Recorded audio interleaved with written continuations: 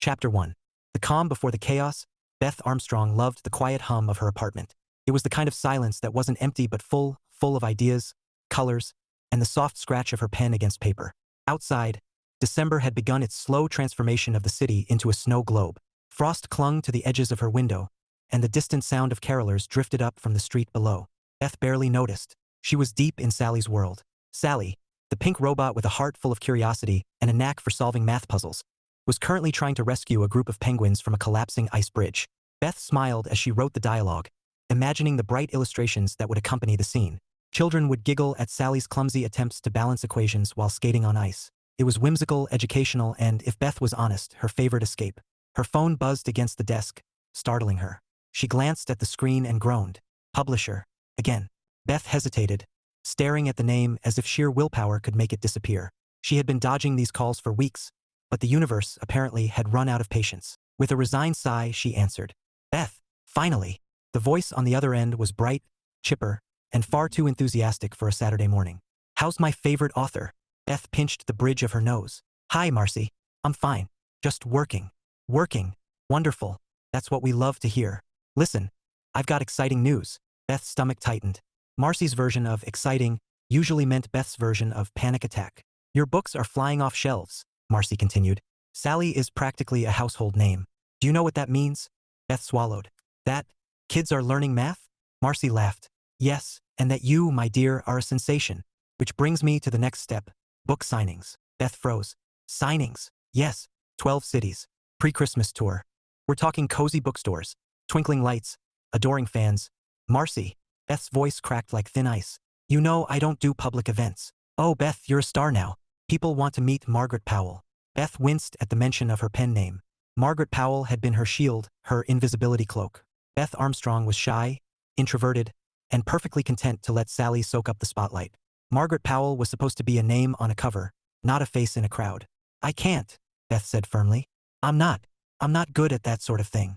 Marcy's tone softened, but only slightly. Beth, you signed the contract. Beth blinked. What? The fine print, Marcy said cheerfully, as if discussing the weather. If your series hits a certain level of popularity, and honey, it's way past that, you're obligated to participate in promotional events. It's standard. Beth's pulse thudded in her ears. She vaguely remembered skimming the contract late at night, fueled by coffee and desperation. She had been so focused on getting published that the details blurred into legal jargon. Now, those details had come back to haunt her. I didn't realize, Beth whispered. I know it's scary, Marcy said, her voice warm but relentless. But we'll make it easy. You'll have a handler, someone to manage your schedule, keep you comfortable. A small film crew will document the journey. Think of it as an adventure. Beth stared at the half-finished sentence on her notebook. Sally was mid-rescue, oblivious to the fact that her creator's world was crumbling. Marcy, Beth said slowly, I write children's books about math. I'm not an adventurer. Marcy chuckled. You're about to be. The bus leaves in 2 weeks. Beth's jaw dropped. Bus. Oh yes, a gorgeous, cozy tour bus. Driver included. You'll love him. He's like everyone's favorite grandpa. Trust me, Beth, this will be fun. Beth doubted that very much. When the call ended, she sat in stunned silence. Outside, snowflakes drifted lazily past her window, as if mocking her calm. 2 weeks, 12 cities, cameras, crowds, a handler, whatever that meant. Beth pressed her palms to her cheeks. She hated public speaking, hated being the center of attention. She could write 1,000 words about Sally's bravery, but when it came to her own, she was a coward. Her dad's voice echoed in her memory. Always prepared. Beth. Like a Boy Scout. She had laughed then. Now, the words felt like a challenge. If she had to do this, and apparently she did, she would be prepared. Over-prepared.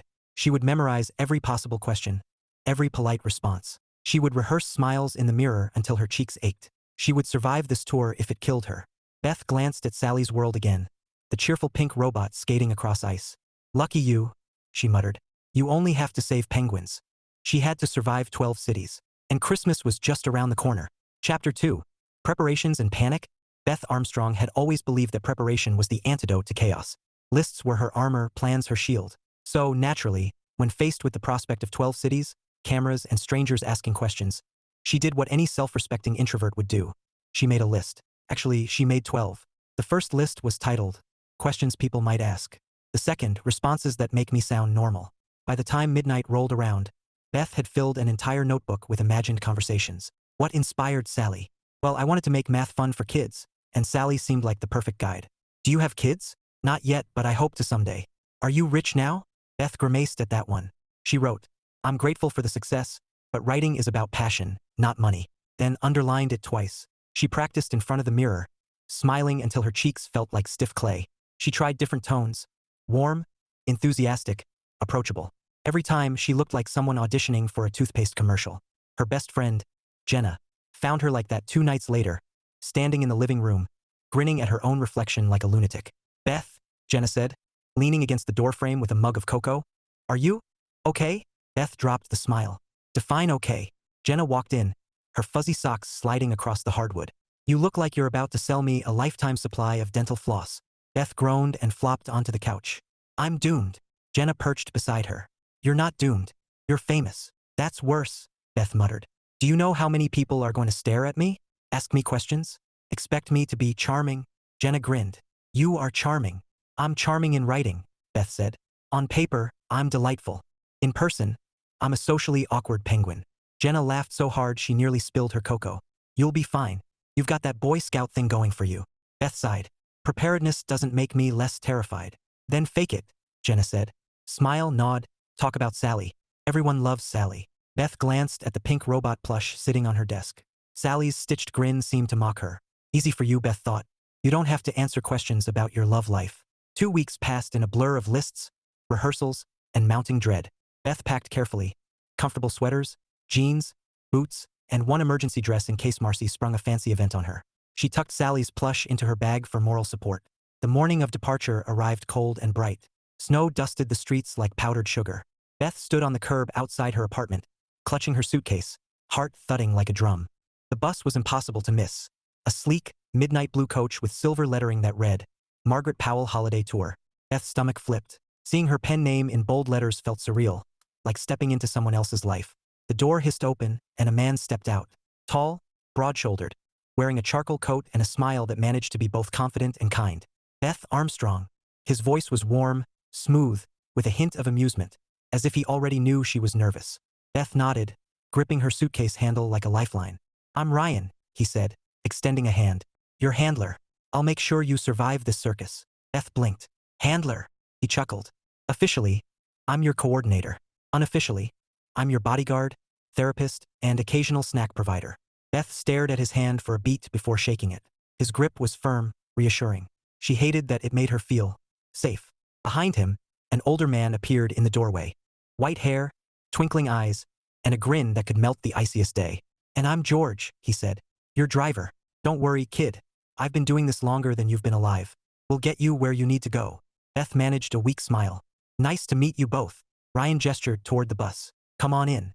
It's warmer inside. Beth climbed aboard, her nerves buzzing like static. The interior was cozy. Plush seats, soft lighting, a tiny kitchenette. It felt more like a moving apartment than a vehicle. A woman with a camera waved from the back. Hi, I'm Tasha. I'll be filming the tour. Don't worry. Nothing invasive. Just the highlights. Beth swallowed hard. Highlights, right? Ryan noticed her tension and leaned closer. You'll be fine, he said quietly. We'll take it one city at a time. Beth nodded, though her stomach disagreed. One city at a time. 12 times. As the bus pulled away, snowflakes swirling past the windows, Beth realized something. Her quiet, predictable life had officially ended, and Christmas was coming fast. Chapter 3. Hitting the road, Beth woke the next morning to the gentle sway of the bus and the muffled hum of tires on asphalt. For a moment, she forgot where she was. Then she saw Sally's plush propped against the window and reality hit like a snowball to the face. She was on tour. 12 cities. Cameras. Crowds. Ryan. Beth groaned and pulled the blanket over her head. Maybe if she stayed hidden long enough, they'd forget she existed. A knock on the door of her tiny sleeping nook ruined that plan. Beth. Ryan's voice was warm, teasing. You alive in there? Beth considered pretending to be dead. Instead, she muttered, barely. The door slid open a crack, and Ryan's grin appeared. Breakfast is ready. George made pancakes. Beth peeked out. Pancakes. Christmas-shaped, Ryan said. He's very proud. Beth sighed and crawled out, tugging her sweater over her head. The bus smelled like maple syrup and coffee. A small mercy in the chaos of her new life. George stood at the kitchenette, flipping a pancake shaped vaguely like a reindeer. Morning, kid, he said. Eat up. Big day. Beth slid into a seat at the table, where Ryan was already sipping coffee. He looked annoyingly perfect for someone who had been on a bus all night. hair tousled in a way that seemed intentional, smile easy and unbothered. Beth focused on her plate. What's the schedule? Ryan pulled out a tablet. First stop, Chicago. Cozy bookstore, festive decorations, lots of excited kids. You'll sign books, answer questions, smile for photos. Beth's stomach twisted. Sounds terrifying. Ryan chuckled. You'll be fine. I'll be right there. Beth risked a glance at him. He said it so casually, like it was a promise he intended to keep. She hated that it made her feel less panicked.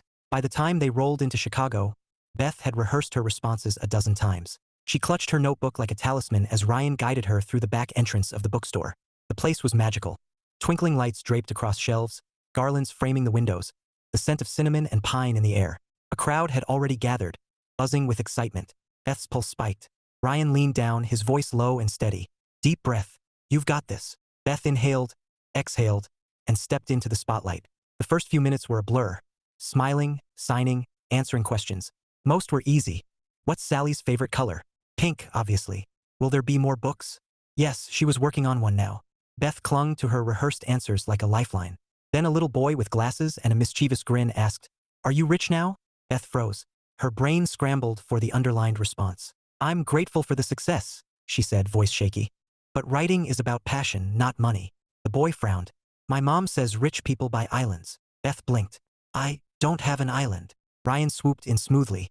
She spends all her treasure on making more books for you guys, he said, winking at the boy. The kid giggled and wandered off satisfied. Beth shot Ryan a look. Thanks. Anytime, he said, his smile warm enough to melt the frost on her nerves. The rest of the signing went better, until the marker exploded. Beth had just uncapped a fresh one when ink splattered across her hand, the table, and a stack of books. She gasped, horrified. Oh no. Ryan was there in an instant, grabbing napkins, cracking jokes as he cleaned up. Well, that's one way to make your signature unforgettable. Beth laughed despite herself, cheeks burning.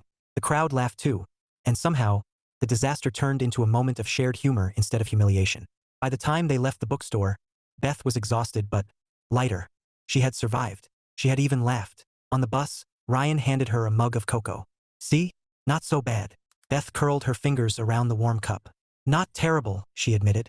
Outside, snowflakes danced in the glow of Christmas lights. Inside, Beth felt something she hadn't expected. Hope. Maybe this tour wouldn't kill her after all. Chapter 4. Sparks and snowstorms. Beth had just started to relax when the weather decided to betray her. The first flakes fell like whispers against the bus windows as they left Chicago. By the time they hit the highway, those whispers had turned into a full-blown conversation. Snow swirling thick and fast, blanketing the world in white. George squinted at the road, muttering under his breath. Ryan appeared beside Beth's seat, tablet in hand. Change of plans, he said calmly. There's a snowstorm ahead. We're pulling into a small town for the night. Beth blinked. Small town. Cozy inn, Christmas lights, hot cocoa, Ryan said, his grin easy. Could be worse. Beth wasn't so sure. She had imagined the tour as a series of controlled environments, bookstores, schedules, predictability. The detour felt like chaos. But when the bus rolled into the town, her breath caught. It was like stepping into a snow globe. Wreaths hung on lampposts, strings of lights twinkled across rooftops, and a massive Christmas tree stood proudly in the town square, its ornaments glittering like jewels. The inn was a picture-perfect postcard. Warm light spilling from frosted windows, smoke curling from the chimney. Beth followed Ryan inside, her boots crunching on the snow. The lobby smelled of pine and cinnamon, and a fire crackled in the hearth. For a moment, the tension in her shoulders eased. The innkeeper greeted them with a smile. Storm's a big one, she said cheerfully. You'll be here till morning. Beth swallowed. All night. Ryan leaned down, his voice low and teasing. Don't worry, I'll make sure you survive. Beth rolled her eyes, but her pulse betrayed her. Why did his voice do that to her? Dinner was simple but comforting: hearty stew, fresh bread, and mugs of steaming cocoa. The film crew set up in a corner, capturing candid shots while Beth tried not to look like someone who had forgotten how to chew. Afterward, George suggested a game of Scrabble by the fire. Beth hesitated, then joined, figuring it was better than hiding in her room. Ryan sat across from her, his sleeves rolled up, forearms resting casually on the table. Beth tried very hard not to notice. Your turn, Ryan said, sliding the tiles toward her. Beth stared at her letters, brain blank. Ryan grinned. Don't tell me the math genius can't spell. Beth shot him a look. Math and spelling are different skill sets. Sure, he said, eyes twinkling. Want me to help? Beth narrowed her eyes. I don't need help. She slapped down a word, snow. Ryan raised a brow. Appropriate. Beth smirked. Your turn. He spelled spark. Beth's stomach did a weird flip. Coincidence, she told herself. Just coincidence. Later, when the game ended and the others drifted off, Beth lingered by the fire, staring at the flames. Ryan joined her, holding 2 mugs of cocoa. You okay? He asked, offering one. Beth accepted it, fingers brushing his. The contact was brief, but it sent a jolt through her like static electricity. I'm fine, she said quickly. Just tired. Ryan studied her for a moment, his expression softer than usual. You did great today. Beth laughed weakly. I spilled ink everywhere. And handled it like a pro, Ryan said. You made those kids laugh. That's what matters. Beth looked at him, really looked at him. The easy confidence, the warmth in his eyes, the way he seemed to notice when she needed reassurance. For a terrifying second, she wondered what it would be like to lean on him. Just a little. She pushed the thought away. This was temporary. A tour. Nothing more. Outside, snow fell thick and silent, wrapping the world in white. Inside, Beth felt something stir. A spark she hadn't expected. And it scared her more than the storm. Chapter 5. Fame isn't always fun. Beth woke to the sound of laughter drifting from the inn's dining room.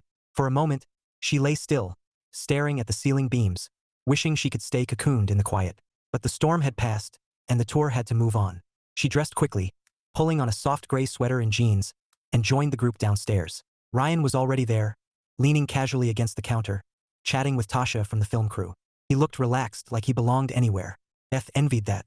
Morning, he said when he saw her, his smile easy. Ready for round 2? Beth managed a nod, though her stomach churned.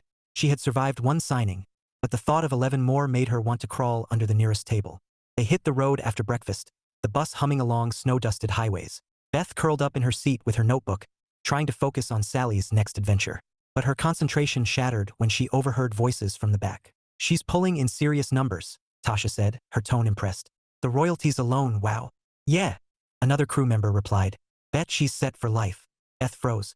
Heat crept up her neck. She knew her books were doing well. Marcy reminded her often. But hearing strangers speculate about her income made her skin crawl. It wasn't just uncomfortable. It was terrifying. Money changed things. People changed when money was involved. Her mind spiraled. Was that why Ryan was so attentive? Was his kindness part of the job? Or something else? She hated herself for even thinking it, but the thought lodged like a splinter. Beth stared out the window, snow blurring past, her chest tight. She wanted to believe Ryan was genuine. He seemed genuine, but she'd read enough cautionary tales to know better. People weren't always what they seemed. By the time they reached the next city, Beth's mood was brittle. The bookstore was charming, warm lights, garlands, the scent of gingerbread, but Beth felt like she was moving through fog. She smiled, signed books, answered questions, all on autopilot. Ryan noticed. Of course he did. You okay? He murmured as they stepped aside for a photo op. I'm fine, Beth lied, forcing a smile. Ryan studied her for a beat, his brow furrowing slightly. You don't look fine. Beth looked away. Just tired. He didn't push, but his gaze lingered, steady and concerned. It made her want to confess everything. Her fears, her doubts, but she swallowed the words. Vulnerability was dangerous, especially now. That night, back on the bus, Beth sat alone in her nook, staring at Sally's plush. The pink robot grinned cheerfully, oblivious to the storm in her head. Beth whispered, "What if they only see Margaret Powell? Not me." Sally, of course, had no answers. Beth closed her eyes, exhaustion pressing down like snow on a roof. She wanted to trust Ryan. She wanted to believe in something good. But hope felt fragile, and she wasn't sure her heart could afford another crack. Outside, Christmas lights flickered in the dark, bright and beautiful against the cold. Inside, Beth wondered if fame had stolen more than her privacy, if it had stolen her ability to believe in love. Chapter 6. The Christmas Market. Beth had always loved Christmas markets, at least in theory. In practice, they were crowded, noisy, and full of strangers. But as the bus rolled into the next city, the sight outside the frosted windows stole her breath. The market sprawled across the town square like a living snow globe. Strings of golden lights crisscrossed above cobblestone paths, casting a warm glow over stalls bursting with color. Vendors sold everything from hand-knit scarves to steaming mugs of mulled cider. The air smelled of cinnamon, pine, and roasted chestnuts. Carolers sang near a towering Christmas tree, their voices mingling with laughter and the crunch of snow under boots. Beth pressed her forehead to the glass, torn between awe and dread. It was beautiful. It was magical. It was packed. Ryan appeared beside her, his grin easy. Pretty great, huh? Beth swallowed. Pretty overwhelming, he chuckled. Don't worry, we'll stick together. Beth hated how much that promise soothed her. The signing was set up in a cozy corner of the market, a little wooden chalet decorated with garlands and fairy lights. Inside, a table weighted with stacks of Sally books, a banner bearing her pen name, and a chair that looked far too much like a throne for Beth's comfort. She took her seat, heart thudding, as the first wave of families approached. Kids bounced with excitement, clutching copies of Sally's Adventures. Beth smiled, signed, answered questions, and tried not to panic when someone asked if Sally would ever fall in love. "She's a very focused on math," Beth said, cheeks burning. The parents laughed. Beth wanted to crawl under the table. Ryan hovered nearby, calm and steady, intercepting the occasional awkward question with smooth charm. When a teenager asked if Beth was like, super rich now, Ryan grinned and said, "She's rich in imagination." The kid rolled their eyes, but Beth silently thanked him. After the signing, Ryan suggested they walk through the market before heading back. Beth hesitated, then nodded. The night was too beautiful to waste on anxiety. Snowflakes drifted lazily as they strolled past stalls glowing with lantern light. Beth admired hand-painted ornaments, inhaled the sweet scent of gingerbread, and tried not to notice how close Ryan walked beside her. "Ugly sweater contest," Ryan said suddenly, pointing to a booth where garish knit monstrosities hung like trophies. "Winner gets free cocoa." Beth laughed. "Those are hideous. Pick one," Ryan said, eyes twinkling. "I dare you." Beth shook her head. "No way. Come on," he teased. "Live a little." Against her better judgment, Beth chose a sweater covered in neon reindeer and jingling bells. Ryan picked one with a giant Santa face that looked mildly deranged. They posed for a photo, laughing so hard Beth nearly spilled her cocoa. For a moment, she forgot the cameras, the crowds, the pressure. She was just Beth, laughing under Christmas lights with someone who made her feel lighter. Then it happened. A woman approached, phone in hand, eyes wide. "Oh my gosh. Are you Margaret Powell?" Beth froze. Her pen name hung in the air like a spotlight. She had been so careful, so private. Panic clawed at her chest. Beth stammered, words tangling. Ryan stepped in smoothly, his voice calm. "She's here for the signing," he said, smiling. "But we're off duty now. Thanks for understanding." The woman blinked, then nodded, retreating with a sheepish smile. Beth exhaled shakily. "That was handled," Ryan said gently. "You're okay." Beth looked at him, really looked at him, the steady confidence, the warmth in his eyes. For a terrifying second, she wanted to lean on him, to trust him completely. But trust was dangerous, and Beth wasn't sure her heart could survive another crack. Still, as they walked back through the glittering market, bells jingling on her ridiculous sweater, she felt something she hadn't felt in a long time. Hope. Chapter 7. Under the mistletoe, Beth had never been so grateful for a hotel lobby in her life. After the chaos of the Christmas market, the laughter, the sweaters, the near panic when someone recognized her, she was ready for quiet. The inn they'd booked for the night was charming in a way that felt almost staged. Garlands draped along the staircase, a crackling fire in the hearth, and soft carols playing in the background. It smelled like cinnamon and pine, and for a moment, Beth let herself breathe. Ryan was at the check-in desk, talking to the clerk with that easy confidence that seemed to follow him everywhere. Beth tried not to stare, but it was hard when he looked so, at home in every situation. She envied that. She envied a lot about him, and that realization made her stomach twist. "Room key," Ryan said, appearing at her side. "You're in 204. Cozy, quiet, and..." His eyes flicked upward, and his grin widened. "Apparently under mistletoe." Beth froze. Slowly, she looked up. Sure enough, a sprig of mistletoe dangled from the chandelier above them, its green leaves and white berries practically glowing in the soft light. Her pulse spiked. "That's festive." Ryan's smile turned teasing. "Very festive." Beth's brain scrambled for an escape route. I should check the room." Ryan chuckled, low and warm. "Relax. I'm not going to ambush you." Beth managed a shaky laugh. "Good, because that would be awkward." "Would it?" His tone was light, but there was something in his eyes, something that made Beth's breath hitch. She looked away, pretending to study the garland on the banister. "We should probably get some rest." Ryan nodded, though his gaze lingered for a beat longer than necessary. "Right. Big day tomorrow." Beth fled to her room, heart pounding like a drum.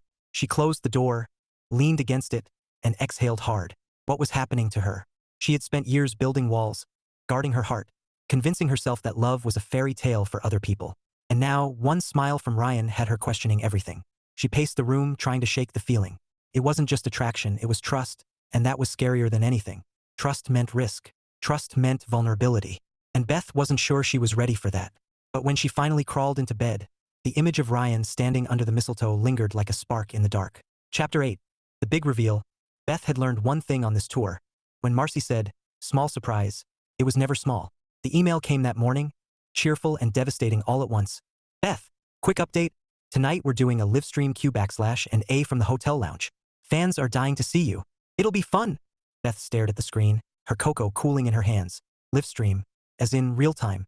No editing. No hiding behind Sally's pink smile.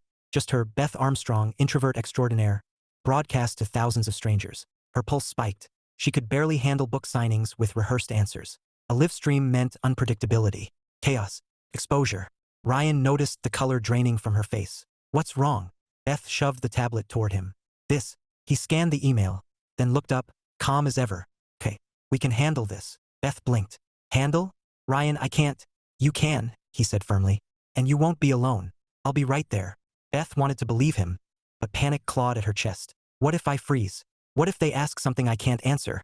Ryan's smile was steady, reassuring. Then you say, great question. Let me think. And I'll jump in if you need me. Beth stared at him, torn between terror and gratitude. He made it sound so simple.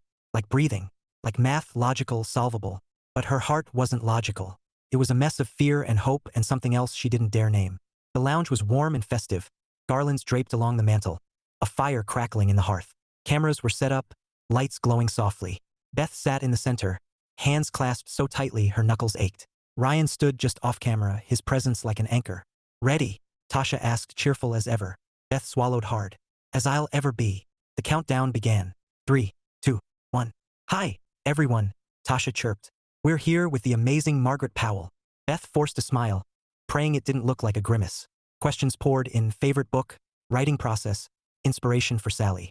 Beth answered carefully, clinging to her rehearsed lines. Her voice shook at first, but Ryan's steady gaze calmed her, word by word. Then came the question that made her stomach drop. Margaret, are you single? Beth froze. Her brain short-circuited. Heat flooded her cheeks. She opened her mouth, closed it, opened it again. Nothing. Ryan stepped forward, his tone smooth, teasing. She's married to her work, he said, grinning. And Sally keeps her busy. The chat exploded with laughing emojis. Beth exhaled, relief washing over her. Ryan winked, and something in her chest shifted. Something warm, dangerous, undeniable. The stream ended with cheers and virtual applause. Beth sagged in her chair, exhausted but proud. She had done it. She hadn't fainted, hadn't fled. And Ryan had been there, steady as ever. See? He said softly, handing her a glass of water. Told you you'd survive. Beth looked at him, really looked at him, the confidence, the kindness, the way he made her feel safe in a world that terrified her. For a moment, the noise faded, and it was just the two of them, standing in the glow of Christmas lights. Beth whispered, "Thank you." Ryan's smile softened. Always. And for the first time in weeks, Beth wondered if maybe, just maybe, she wasn't as alone as she thought. Chapter 9. Christmas Eve Confessions. The tour had been a whirlwind. Cities blurring together, laughter and panic in equal measure. But tonight felt different. Tonight was Christmas Eve, and the last signing of the year was behind her. Beth sat in the hotel lobby, watching snow fall in lazy spirals outside the frosted windows. The world looked hushed, wrapped in silver and white, as if holding its breath. She was tired, bone-deep tired, but there was a strange lightness in her chest. Maybe it was relief. Maybe it was something else. Ryan appeared, carrying 2 steaming mugs of cocoa. He wore a navy sweater that made his eyes look impossibly blue, and Beth hated that she noticed. He handed her a mug, his fingers brushing hers just long enough to send a spark racing up her arm. "Merry Christmas Eve," he said softly. Beth smiled, curling her hands around the warmth. "Merry Christmas Eve." Ryan sat beside her, close enough that she could feel the heat of him, smell the faint scent of pine and winter air clinging to his coat. For a moment, they just sat in silence, watching snowflakes drift past the glow of streetlights. Then Ryan reached into his bag. "Got something for you." Beth blinked. "For me?" He pulled out a small box wrapped in silver paper, tied with a crimson ribbon. "Don't get too excited. It's not an island." Beth laughed, the sound shaky but real. "You didn't have to." "I wanted to," Ryan said, his voice steady, his eyes warm. "Go on." Beth untied the ribbon, peeled back the paper, and opened the box. Inside was a delicate charm bracelet, each charm a tiny, colorful figure, numbers, shapes, and in the center, a miniature pink robot. Beth's breath caught. "Sally." Ryan smiled. "Thought you could use a reminder of why you started all this." Beth stared at the bracelet, her throat tight. It wasn't just a gift. It was thoughtful, personal, perfect. "Ryan, I don't know what to say." "Say you like it," he teased gently. "I love it," Beth whispered. "It's beautiful." Ryan's smile softened. "So are you." Beth froze. The words hung in the air, warm and dangerous. Her heart thudded like a drum, and for a moment, she couldn't breathe. "Ryan," she began, but the rest tangled in her throat. He leaned closer, his voice low, steady. "Beth, I know this tour hasn't been easy for you, but I've watched you handle every curveball with grace. You're stronger than you think, and I like you more than I probably should." Beth's pulse roared in her ears. She wanted to speak, to tell him everything. The fear, the hope, the way he made her feel safe in a world that terrified her. But all she managed was a whisper. I like you too. Ryan's eyes lit like Christmas lights. Slowly, carefully, he reached for her hand, his fingers warm against hers. The world outside was silent, snow falling like blessings. And for the first time in years, Beth felt something she thought she'd lost. Belief. In love. In possibility. In a future that wasn't perfect, but real. They didn't kiss, not yet. But as they sat together under the glow of holiday lights, Beth knew one thing for certain. This was the start of something. Chapter 10. Christmas morning. Beth woke to the soft glow of winter sunlight spilling across her bedroom floor. For the first time in weeks, she was home. No bus humming beneath her feet. No cameras lurking in corners. Just quiet, familiar warmth.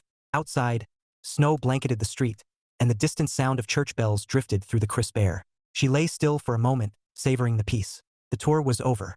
She had survived 12 cities, countless signings, and one terrifying live stream. She had laughed, stumbled, grown, and somewhere along the way, something unexpected had happened. Ryan. Beth sat up, heart tugging at the thought of him. They hadn't kissed, not yet, but his words on Christmas Eve still echoed in her mind. I like you, more than I probably should. And her own whispered confession. I like you too. She had replayed that moment all night, wondering what it meant, what came next, wondering if she'd ever see him again. A knock at the door startled her. Beth blinked. Who would be knocking on Christmas morning? She padded to the door, tugging her sweater tighter, and opened it. Ryan stood on the porch, snowflakes clinging to his hair, a grin curving his lips. He held a small box in one hand and a thermos in the other. Merry Christmas, he said softly. Beth's breath caught. Ryan, what are you, how? Marcy gave me your address, he said, stepping inside as if he belonged there. Hope that's okay. Beth laughed, shaky and stunned. It's more than okay. Ryan handed her the thermos. Hot cocoa. Thought you might need it. Beth accepted it, fingers brushing his, and the spark was there again, warm, electric, undeniable. Thank you. He held out the box. And this. Beth opened it slowly, heart pounding. Inside was a tiny silver key charm, engraved with a single word. Hope. Her throat tightened. Ryan.